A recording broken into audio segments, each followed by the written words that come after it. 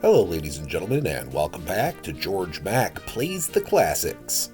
You're in the cockpit of the 21st century's jet fighter of the future, an F-22 Interceptor. You're on your own, and you're going to have to save the day over 4 different theaters of war.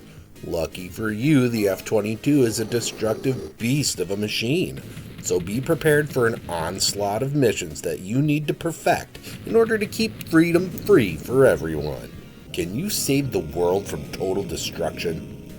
After choosing your difficulty level from Cadet, Training, and Combat, you then choose which campaign you want to play. The US campaign gets your ears wet as you learn about the different capabilities of the F-22 and the enemies you'll be fighting.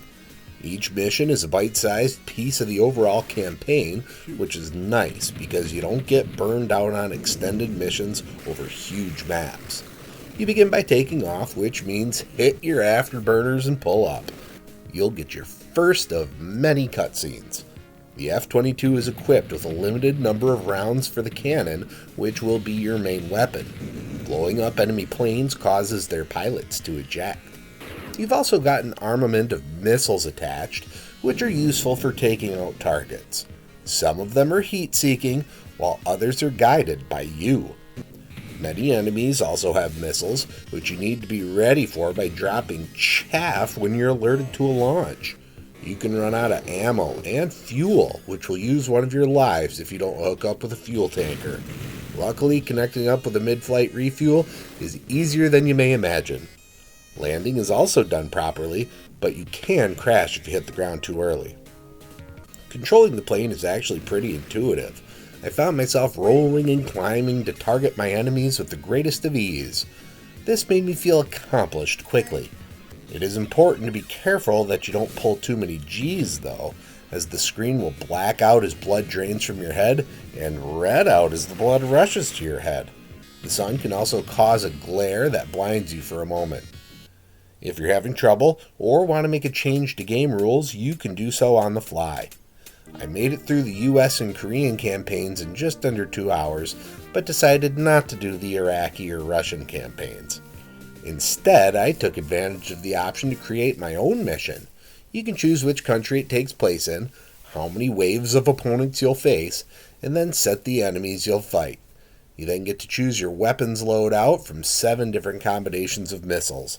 I cleared out all 3 waves with almost no ammo left. The last mode for you is the Aces Challenge Dogfight Gauntlet. You take on the top pilot from all 4 countries, then a series of 2-on-1 battles, culminating in a 4-on-1. Win this to prove your air superiority. When it comes to grading F-22 Interceptor on Sega Genesis, graphics get a 2.5. I like the textureless polygons that are state-of-the-art.